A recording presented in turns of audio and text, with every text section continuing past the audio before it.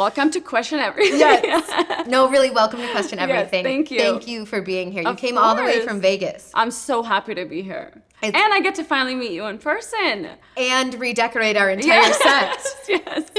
So you did my entire apartment. Yes. We're not done yet. We're not almost done yet. We're not done yet, but yes. But I was really excited for you to redo this set because we moved the chairs. And I was like, the perfect person is coming in today. Little things, just moving things inch here, the proportions just really help without even realizing it's such small changes that help. But it's beautiful anyway. Thank you. Well, one of the things that I understood better after working with you was the idea, read the room. You know, you hear that phrase like, read the room. And when you walk in here, what do you read? Honestly, I walk in here and I feel just like zen and comfortable.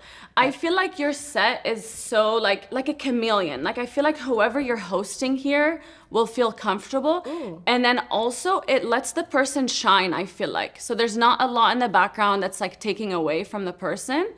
So that's kind of how I feel. I feel like it's comfortable. That's so nice of you to say. Thank you. That was actually the goal because perfect. I think some sets are really fun to look at. Yes. But I notice when I'm watching interviews, I'm looking at the background. Yes. Like what candy do they have? Oh my God, I'm looking at the candy, the bubble gum in the little jar, you know? Right? Instead of the person. And my favorite profile pieces, like writers, I always say are my rock stars. And my favorite profile pieces when you really see the person. Yes. Yes. So it's all about that. Yeah. So that's what I see first when I walk in. So thanks for saying great that. job. When did you realize you had an eye for design? So I've been into design since I was little. So I grew up around, my dad's an architect, my uncle, like all my uncles are either architects or interior designers. I grew up in Lebanon. So I grew up around that a lot. And I was always into the arts. I was drawing, I did like an art show when I was 10. And I was like selling my art for like $50. I mean, that was amazing when I was 10, you know, I was like banking. But so I always liked that. My mom said I was always just tearing papers and drawing. I was never like playing with other things. But anyway, so I always knew I wanted to be a designer. And then we moved here and I went into design. I went to architecture school, even though my dad was like, don't do it. It doesn't pay well. It's hard work. But I did it. I mean, he's very supportive, but you know what I mean. He's like, trust me, I know.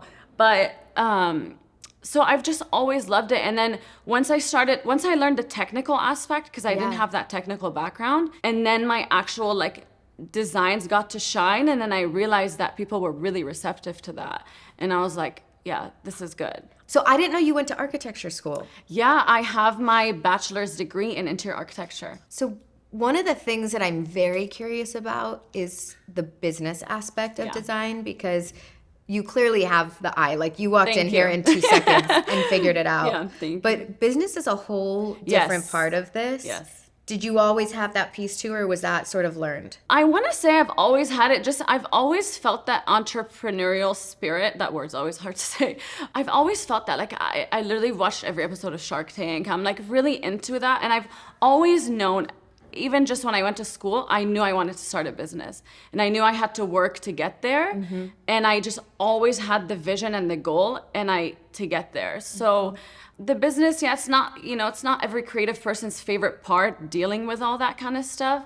But it was nice that it didn't feel so challenging for me because I've always learned a lot about it. Did you start the business as soon as you graduated? No, not at all. Starting right after school is really tough because you haven't gotten the experience. Yeah. And I did not want to fail right away. So I'm like, because that's kind of, when you start, you can do it. And I know people have done it, but it gives you more chances of, failing, getting up. I was like, I'm gonna do this way. So I went and I worked for a firm out of college. I worked there for 4 years, worked my way up. Cool. I started as like a design assistant, and really quickly she was giving me senior level projects. And I worked my butt off, and I would stay like till 1 a.m. working there, hot glue gun all over my fingers. Like it was rough. What was the hot glue gun for? For material boards. We would do like presentation boards with fabrics and tiles.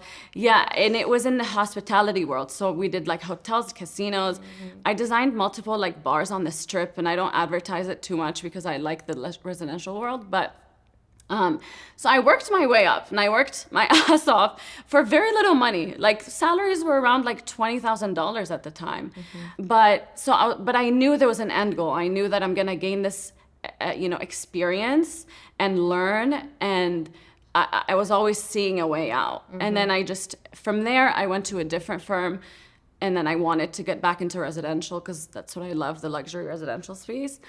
And then I just made so many connections, and the clients that were, going there, we had a really good connection. And then I ended up working for like a builder group, like a developer. Yeah. So again, I just made all these connections with clients there. And then they started asking me to take on projects by myself outside of the company on the weekends and nights. And I was like, yeah. So I started my first project. This is a good story, but my first project, my client, she owns a private jet. She has a hangar in Henderson in Vegas, basically. And she had like a famous Hollywood designer designing her homes in Vegas at the Summit, which is where she lives. And she's like, my designer, this little hangar is too small for him. He's not available. He doesn't take projects like this. Would you take it on the weekends? And I was like, yeah, of course. But just know Monday through Friday, I can't pick up the phone. Like I have responsibilities at work. She's like, no problem. I did it on the weekend. She loved it. She fired her big time Hollywood designer. Shout out, I'm sure you're great. But she fired him and hired me to design her 20,000 square foot house. Oh. And then from there, it was word. Were you ready for that project? Oh yeah, I was ready. But 20,000 square feet, that's like, how much money, how much money worth of furniture does it cost to do 20,000 square feet? A lot, millions. Millions? Yeah, a lot. And you knew how to order, where to order. Were there a lot of returns? Of course. Not one. Not a single one. Oh my God. Yeah. Not a single one. But it takes time. That project took 3 years. So it takes time. It's not like we're just going in and rushing and ordering things. Right. It's room by room. So how it started actually after the hangar, she hired me. We developed a good relationship. She had a spa room in her house. Okay. She's like, he's just not, amen. That house is stunning. I love you, Cassandra. It's my client. But she's like, the spa, he's just not getting me. And I feel like you get me. So can you just do the spa? And she wasn't even going to like tell him. She was just going to be like, here's my idea, like her own ideas. Okay. I did the spa like in one weekend and she was like, love it. Done. Do the rest of the house. So that's how it happened. But wow. I was so ready for it. I mean, I had been ready for it. I was taking on huge projects at the firms I was working on. And I was doing everything from A to Z. I was like meeting clients. I was even helping my old boss write contracts for them. I was doing material sourcing, presentations, renderings, meeting with them. I would be in a room full of like 20 guys in suits because that's how it works in the hotel industry. There's, CEOs and it's not just one person. Yeah. And so I was so ready for it. I just had to see my end to where I had enough connections. And basically I started getting so many of these like weekend side jobs from clients being like, we just want to pay you and not, go through company. And then when I started basically making more than what I was making on weekend projects, more than my yearly salary, I was like, time to leap. This is it. So that's interesting because I think a lot of designers or future designers would want to know what kind of the path is and when to leap. So that's smart. So you work for a firm, you learn what to do, and then you can make the leap. Yeah, and obviously there's so many different avenues and aspects. I mean, some designers I look up to that are amazing have not gone this route. They didn't even study it, and you really don't need to study it, to be honest. It had helped me, school helped me a lot with time management. Right. And figuring that out, but school didn't teach me how to design, Design is so specific. You have one teacher telling you if your work is good or not, like that's their opinion. But there's so many different avenues. Some people just don't go to school, they just start doing their friends' stuff, and then now all of a sudden they have a huge business. Yeah. So, but this was my way that I saw was doable, and this was the way that I was like comfortable with, and just took it there. That's awesome. Yeah. Who are you mentioned designers you look up to. Yeah. Who are the people Do you have like 2 or 3 Oh, names? yes. I mean, Jake Arnold, love him, look up to him. He's amazing. I've met him because we worked together on a project at Summit. Kelly Wersler, icon, obsessed. I stalked her in an airport once. Oh, yes, obsessed. She's going through security. Really and she's not a celebrity, but she is. Yeah, you know she I mean? is. She's an icon to me. I'm like, Kelly, is that you? No, you talked to her. I did, because I love her work. Oh my God, I love her. I listen to her on podcasts. Yeah. So she took a totally different route. Yeah. She was completely, and so did Jake. His route was different. They didn't go to schooling. They just, full force. And I totally admire that. Yeah. That takes guts to just go Do full it. force there. Absolutely. But I was like, you know what? I'm going to do this and I don't want to struggle as much. So you know that I'm obsessed with questions. Yes. And one thing I noticed when we had our first Zoom session was you asked a lot of great questions to get to know the heart of what I was wanting. Yes. Particularly because I actually don't have the words to describe what I want, because I'm not in the design world. I can imagine a lot of people you meet are the same. Yes. Oh, absolutely. I'm curious what kinds of questions you like to ask clients when you first meet them to really get an understanding of what they want. Yeah. This is such a good question, because that's really what we do, is try to figure out what's in their head when they don't even know. So that's really good. My first question is really about their lifestyle, because I can usually figure out what styles they like. But I first start with their lifestyle, like how they're using their space, how many in their family, are they hosting a lot, are they not, where do they like to sit, all of those kinds of lifestyle questions really change the space. And then secondly, because it's really hard for clients to pinpoint what style they like, and a lot of times they like multiple different things, and it's our job to bring it together. I don't want them to be like, I want this, I want to also show what I can do. So what I ask is, I'll ask them, what's your favorite hotel you've been to? And we talked about that too, which you actually said it to me right away. But well, because I was like, I want my apartment to look like the one hotel. Yeah. It's such a vibe. But so I asked them, like, what's their favorite hotel they've been to, or a restaurant, or a lobby, or just anything, a space. And then they'll say that, and I'll be like, why did you like that? Is it the way it makes you feel, or is it the moodiness, the lighting? So I try to like decipher from that. Or then if they're a little more involved, then I'll be like magazines. Like one of my clients, she loves AD, and she'll flip through the magazine, and I'm like, rip me pages that are, attractive to you and that appeal to you. And then she'll rip them, and they're all so different. Yeah. But then right away, I'm able to just know what she's liking in each one. Do you have to ask her, or you kind of get the vibe? I get the vibe. Because sometimes it's hard to ask, because they don't even know. But that's the thing you can't teach, yeah, right? That's exactly. So that's why I'm saying schooling, yeah, sure, we can go learn how to draw things or do that. But this is the thing you can't teach, is how to just kind of like decipher what they're wanting just from some photos. And yeah, it's hard to explain, because that's one thing with design. Yeah. Like you can't be taught. You can't be taught that. You can be taught other technical things, but that kind of vision you cannot be taught. It's funny, because in the hair and makeup world, like if you use hair and makeup artists, they'll always say, like, what are you looking for? And it's very hard to describe. So what you do is you send photos of celebrities. Yes. And you're like, I like this eye, or I like this look. Yeah. But the thing is like, you could look completely different than them, and the makeup isn't going to translate the same. Yes. Is design the same in that way? It's pretty similar, because honestly, sometimes like, you'll show a picture of somebody and you're like, I love her makeup. And then if they don't, what we see is different from what the professional sees. So they'll ask, like, what specifically do you like there? Because they have totally different features. Yeah. So it's the same with a house you see in a magazine. I mean, that house has totally different features. Yeah. But what do you like? So I ask, it's more about the mood. She'll be like, I like how fun this room is, or I like how dim this is, or I like how it makes me feel calm, rather than I like this sofa and this wallpaper and that. So it's more of that. But yeah, it's pretty similar. Because what I'm garnering from you sitting here is like, you're basing it on this feeling. Yes. Like I said to you, I want to walk in and I want to feel totally calm. Yes. Like Zen. Yeah. And you're like, okay, got it. And you knew right away. Yes. So sometimes, what do people say? Like, they'll say, I want to come in here and feel inspired. Not inspired. but they'll say, for example, like one of my clients, it's her study, her like little office. And she's like, I don't want it to feel like an office. I want it to feel like a fun, funky space. And she's like funky and cool. She's like, I want it to feel like that. I want some color. I want like collage on the walls. And I was like, okay, got it.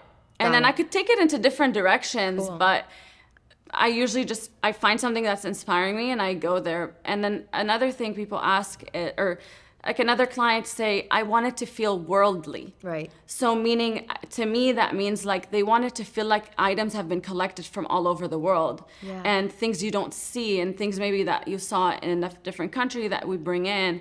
So that helped me gather things from all over the world in that house and make it feel like, they said like European, you know, so that's kind of where I draw inspiration. Yeah.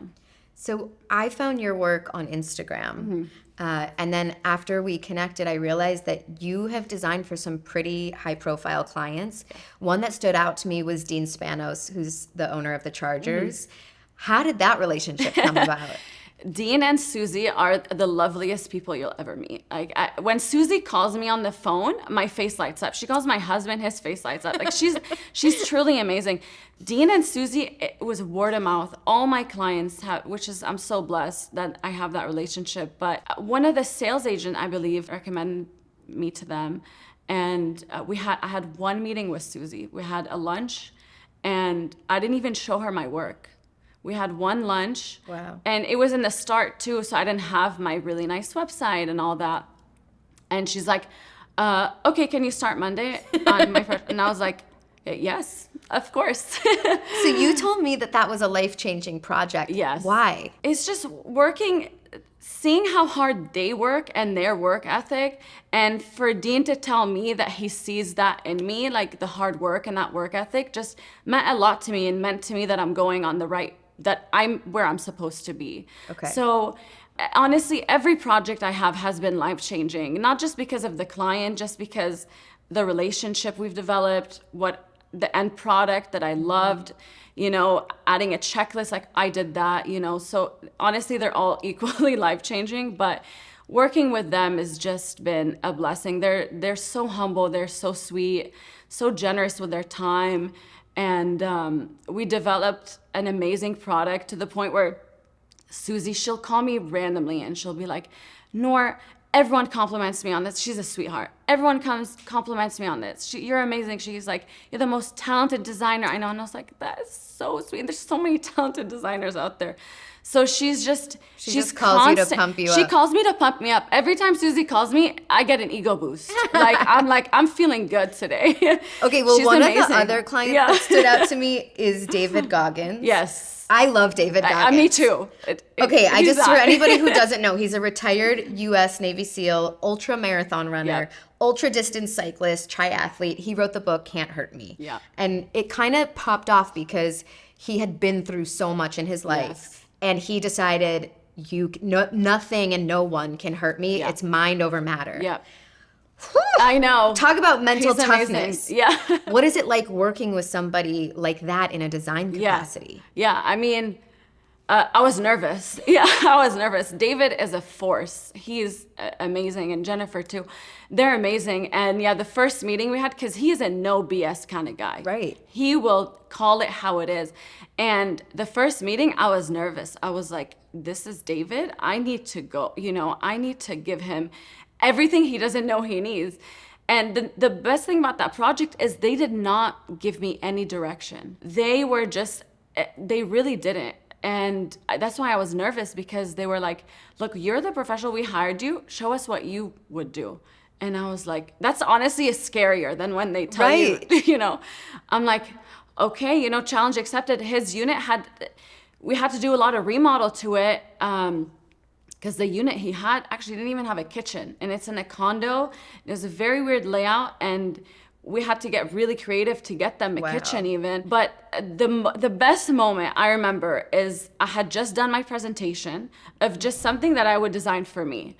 And I had just done my presentation, and I don't think David was there. I think it was Jennifer.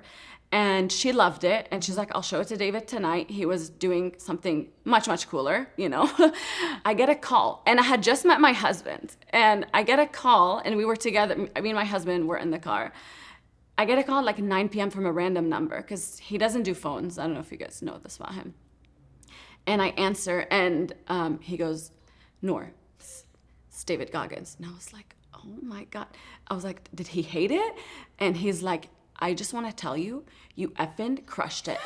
And I was like, and he's on speaker. And my husband, who was in the military too, was like, holy beep, it's David Goggins. And I was just like, this is so freaking cool. You like, crushed it. Yeah, he said it much more, you know, I can't do, you know, what he does, but he's so passionate.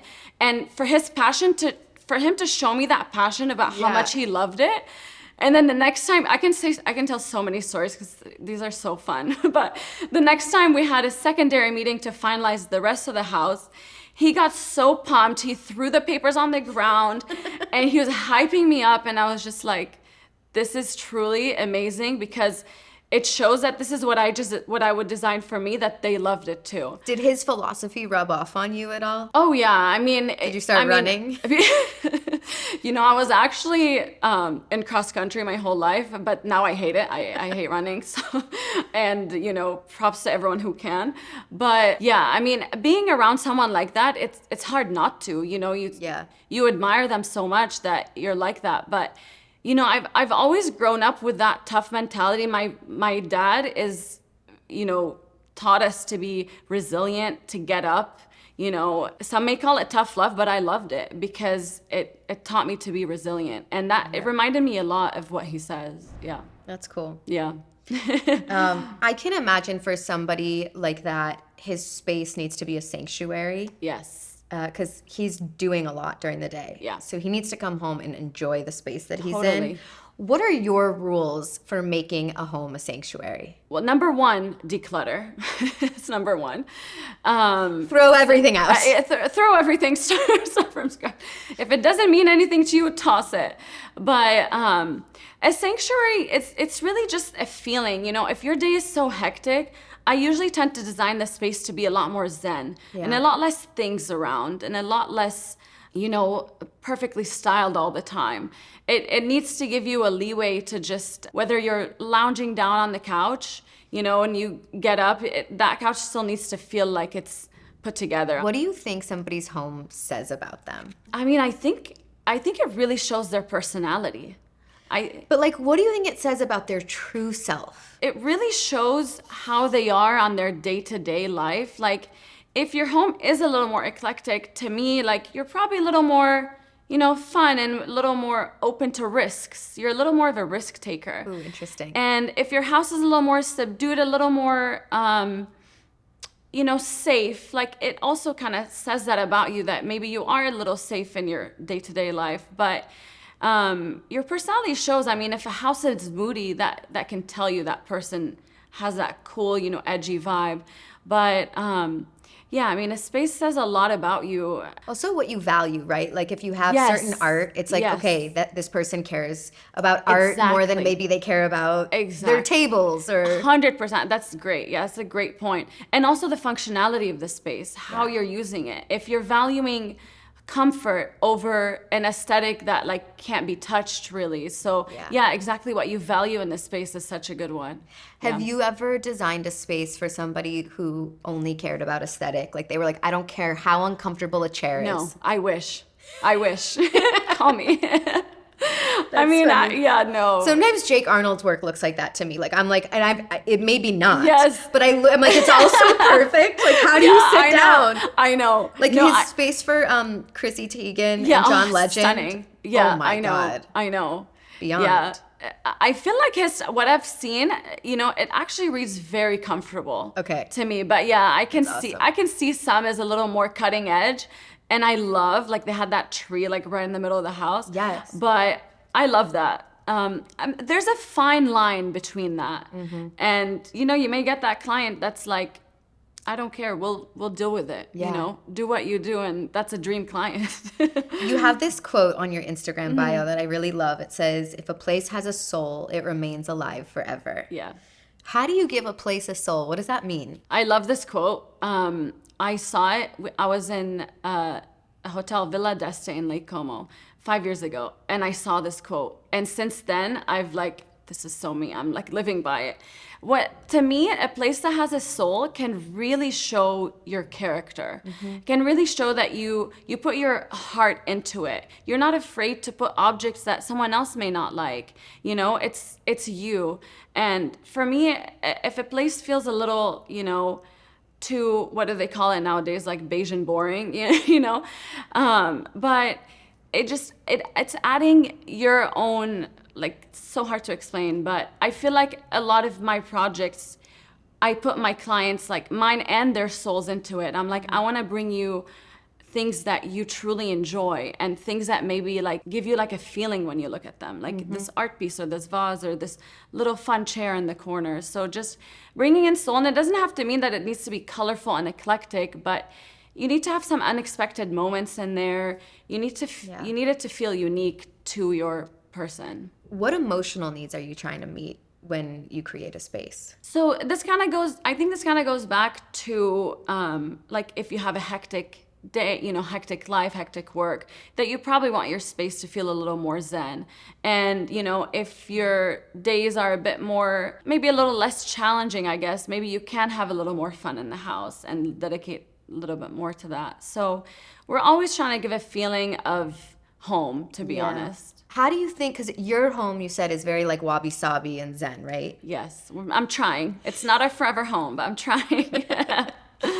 How do you design to solve for stress? Can you give me two or three examples? First and foremost is decluttering and let everything have its own space. Okay. So designating objects to spaces really helps, because then you know where everything goes. So that kind of helps you de-stress and not being like, oh, why is everything, you know, all over?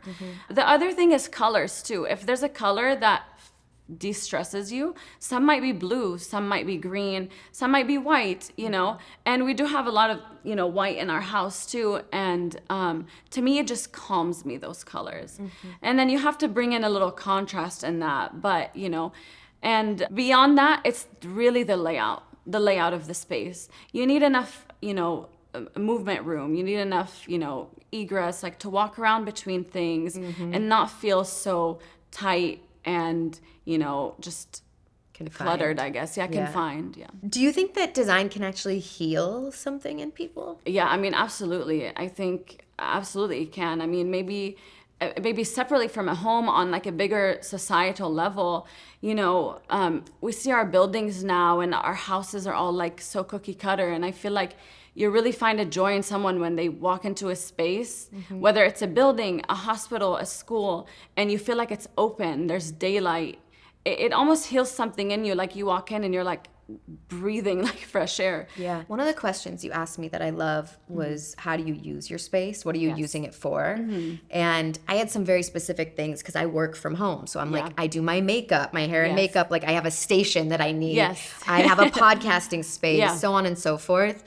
And it made me think about human first design, which I learned about a few years ago. And the idea on a societal level is that like parks, benches, public spaces have been designed as spaces and then people fit into them. And human first design is the opposite. You think about the person living in the space. So for instance, if it's for kids, you would make the desks shorter, the water fountains or toilets smaller. And I realized there's this like golden rule or golden ratio. It's built off a 6'1" male. The average height of men is not 6'1" even. So like if you go into a bathroom and it's like the shower is so tall, it's because it was built for the golden ratio. You're really designing human first. Is that something that they're teaching in schools now, or is that something that you've cultivated? I've definitely cultivated that because I pride myself in having a deep connection with my clients and fitting it to their needs. Yeah. They don't necessarily teach that. They teach us the golden ratio in school. I can't tell you how many times we had to like study and test on that. We need to fix the golden ratio. Yeah, I mean. It makes me especially mad when I put my luggage up for TSA, like on the conveyor belt, because I only do carry-ons. I know, I'm low maintenance like you. It's so high because it's built for a 6-foot male. They're high. Yes, I know. I get it. Anyways, I do. But no, I love it. Yeah, I mean, you really got to design for your client to have a successful project. That's, I could argue that that's why the cookie cutter builder grade, should we call them, not trying to say those are bad, but you can argue that functionality, they don't work because they're not tailored to a specific person. So yeah, that's a great point. Okay, this is the big question. Yes. Because I know everybody listening that's thinking about designing or redesigning their space wants to know the biggest mistakes that clients make when they start with a designer. Easy. Okay. I'm gonna tell you. Be brutally honest. I'm gonna tell you the biggest mistake my clients make before they hire me and why they come. They put too much reliance on the contractor and the architect. And they think that they're designing their space because a lot of them try. And every single time one of my clients has gone to their contractor or architect first, they've come right back to me and we had lost a bit of time there. So my advice is always start with your designer. That's the space you're in every day. That's what you're seeing every day. So hire your designer first. Contractors and architects are great. I think when everybody does what they do best, that's a successful project. There's this saying, a jack of all trades is a master of none. And it's really, really true. Like everybody has a specialty and an expertise. And when you hire your designer first, or even at the same time as your team, a designer can really get ahead and tell you some of the things that we can change to the architecture of the house to make it more functional internally. Because an architect may be looking on the outside and the contractor is looking at budgets and the build out on the timeline, but designer can help really pull it all in together. And even with budgets, a designer can really help you figure out what's worth splurging on and what's not. And so I see that mistake happening all the time with clients hiring their contractor. Maybe their contractor says, I can design it. I'll design it for you, or the architect. And the most successful projects was when all three of us work as a team. Okay. That's so interesting. I didn't know that. Yes. Is there anything else that comes to mind? The other biggest thing is proportions. That's the one thing that if somebody's self-designing, or even, if somebody is self-designing their space, that's the one thing I see people get wrong, but 99% of the time is the proportions. Yeah. Say more, like, because what I see is that people underestimate the size of the furniture you need. They usually make things too small. Like the chandelier is too small, or this coffee table is too small. Exactly, yes. And the thing with putting items that are smaller than the space calls for, now your whole space feels small and feels off. So, but there's different ways that the right proportions can help your space. For example, if you have low ceilings and you're building, like, let's say a cabinet wall or something, try to keep things lower. Like if you're doing, let's say, like a little shelf, it's gonna be hard to explain, but make some things lower. Like maybe you have a little ledge that's lower rather than tall cabinets with shelving on top.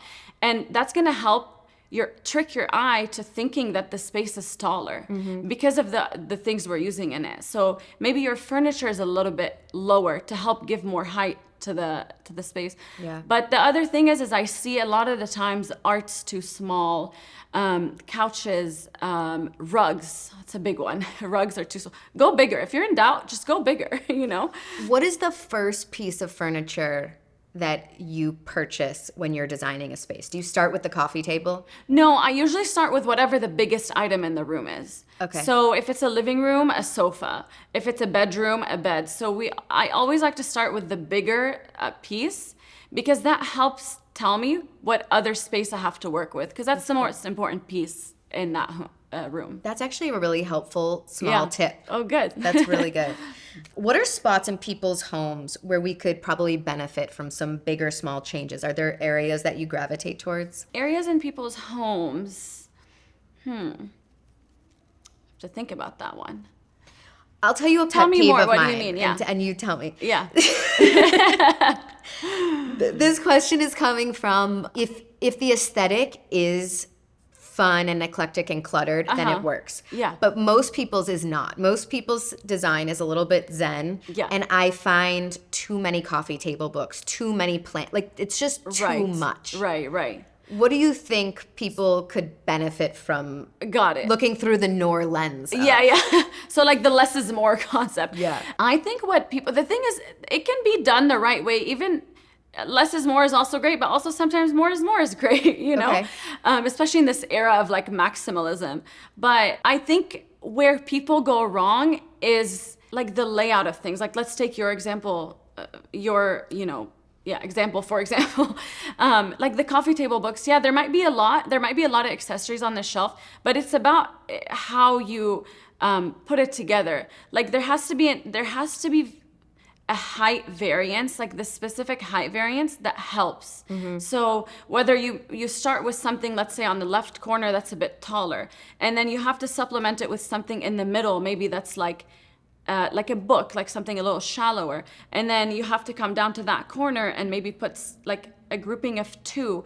So it's more about arranging. I think a lot of people have the right stuff, but the arrangement is what's off. I mean, we just kind of did that here in your studio. Even though it was gorgeous, just little things that we arranged to give a little more height, to the background, a little more, just... I was shocked how little things made a big difference. Yeah. Like moving one book. Yes, crazy. Yes, exactly. What was your childhood home like? My childhood home is my favorite home. So I grew up in Lebanon, and the homes there back in the Mediterranean, basically, they are really like homogenous with the land around it. So, which I love, and which is what's hard to replicate when you're outside of that land. But the house I grew up in was all rocks. Like the whole thing was made out of, the stacked stone. So there was no drywall on the inside of the house. The exterior and the interior it was all one material.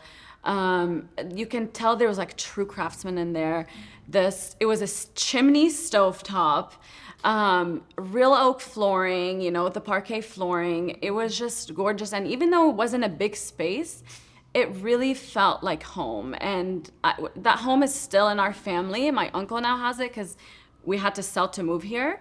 But I love visiting. It's gorgeous. It really feels like what everyone is trying to go back to is that kind of like simple life of like growing your own vegetables and fruits and living in a house that really makes you feel cozy and warm. Do you think that growing up in that house influenced how you design today? Absolutely. I mean, I've always said that my style gives an ode to my Mediterranean, heritage. And what I love most is that they designed the spaces there to be homogenous with the land around it and to kind of like take inspiration from that. So you see a lot of the raw natural materials, the plasters, the stone, the limestone, the woods, and that real like craftsmanship.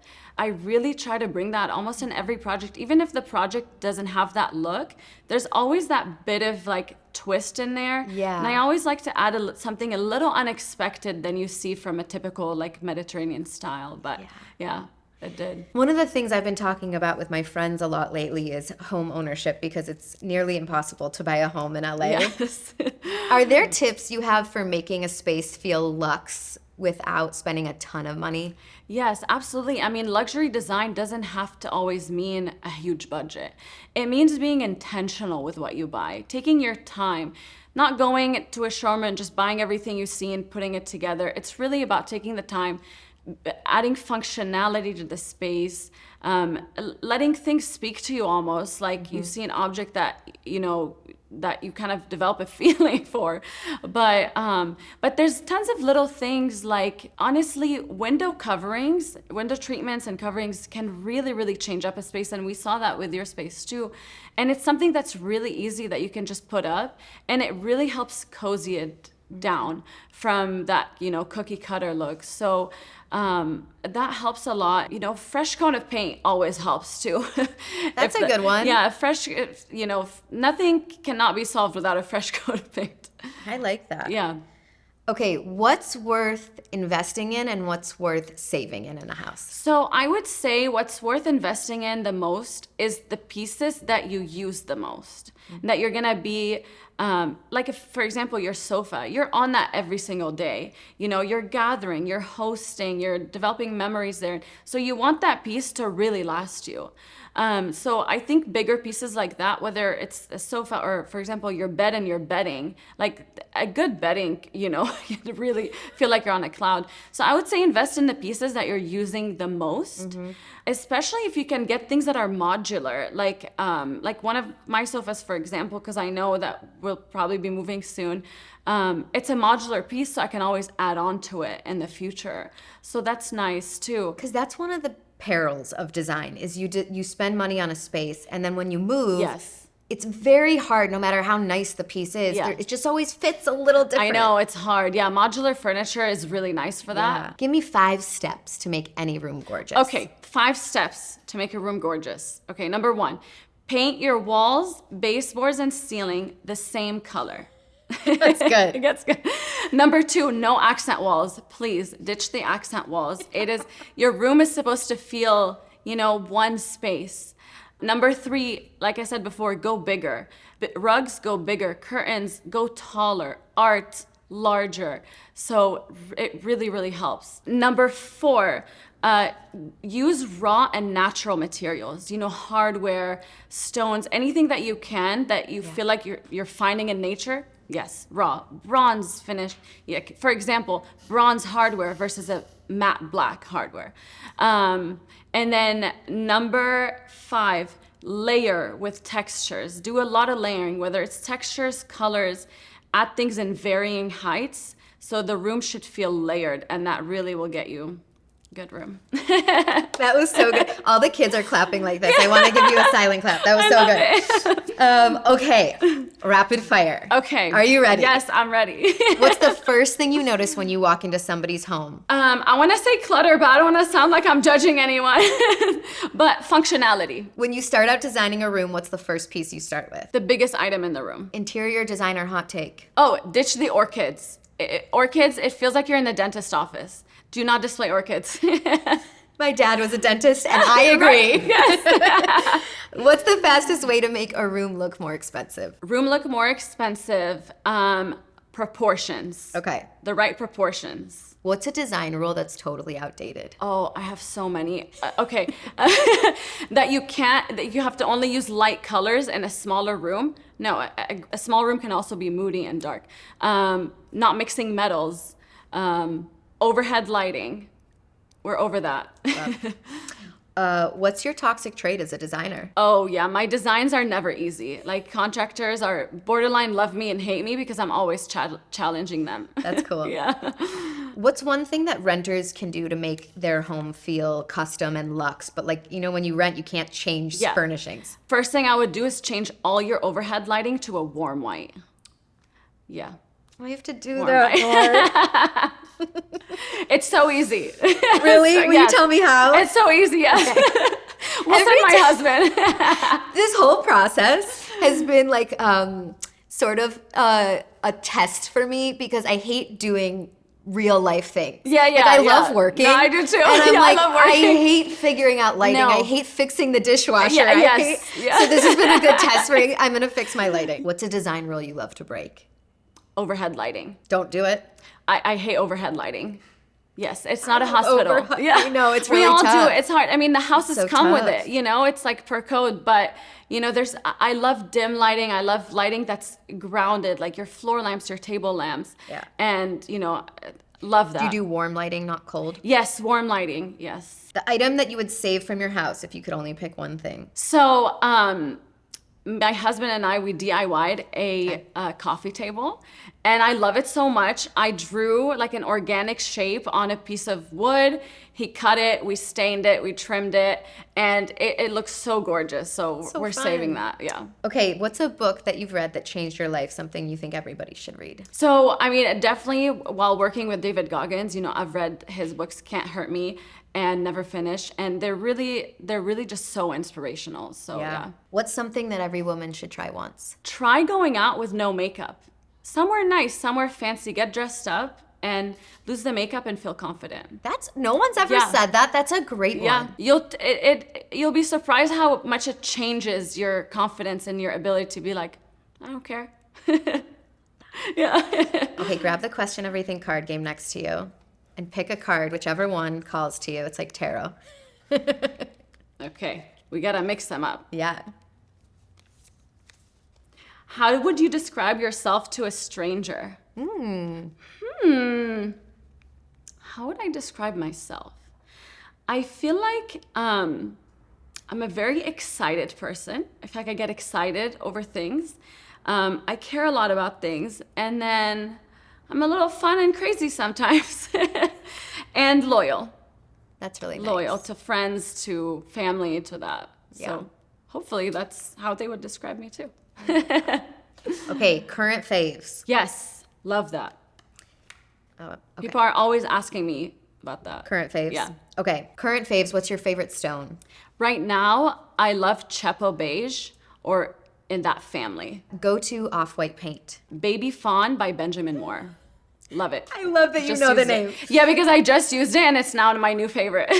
A design style you love. So I love wabi sabi, but not the mainstream wabi sabi that everyone's now, that term is being used very loosely. The, you know, pure form of wabi sabi that, you know, Axel Vervoort does, stunning. Agreed. Yeah. If you had to choose one favorite store to furnish a house with. Oh, the Future Perfect. Gorgeous. A brand you're obsessed with. Okay, I'm gonna give you lighting, furniture, and accessories because I just can't pick one. Furniture, I'm obsessed with Andriana Shamaris. She does custom, like raw, natural wood furniture. Accessories, LES collection. And lighting, apparatus. Obsessed. A color you didn't expect to love, but you do. Purple. What? Yes. Like lilac or deep purple? What are we talking? All of them. Every single shade of purple. Lilac. I just used this stone that has purples and greens. It's called Four Season. That might have to be my new favorite stone in your other question. Gorgeous. Burgundy. I mean, your burgundy top. All shades of purple. Is burgundy purple? It's a shade of it. Oh my God. Yeah, we're putting it in that family. Okay, an art style that you're craving in homes right now. Oh, tapestry on the walls. Cool. Yeah. That's very Turkish of you. I like Yeah, I love it. that. A design rule you're happily breaking. Designer I'm happily breaking. Mixing wood tones and mixing metals. A coffee table book you always include. That's really hard because coffee table books are so specific to my clients. So there's not one I'm ever repeating because it just doesn't make sense. But I love Asoline. That's the brand that they have the best coffee table books. A product you stockpile before it sells out. A product. So it's not specifically a product, but once you find cutlery or like dishes, like or cups, something that you love, stockpile it because it will go out of stock and then you have to get a whole new set. And then you break one and it's yes, over. Yes, Smart. sir. Yeah, exactly. A plant or floral that you're using nonstop. Plant. I love a plant called Song of India. It's gorgeous. Cool. And then flowers. Love florals. Ranunculus. I don't know if I'm saying it right. Ranunculus. Ranunculus. Oh, you said it much better. I'm like a ranunculus. They're beautiful. Ranunculus. Yeah, gorgeous. Gorgeous. Hardware finish you're having a love affair with. Bronze. Most design forward hotel you've stayed in. I love the Santa Monica proper. Ooh. Yeah, Kelly Wearstler. Interior design account that you're stalking on Instagram. I love Visual Pleasure magazines. Visual Pleasure Mag, the handle. Most underrated styling object. Plants. Yes. You are so talented and wonderful and Thank you. Really, truly a wonderful person to work with. Thank you so much. You've been amazing to work with. I feel like I'm you. working with like a best friend. Like Me we've had too. so much fun. We really have. We giggled a lot. Thank you Love for it. coming and question everything. Of course. Thank you for having me.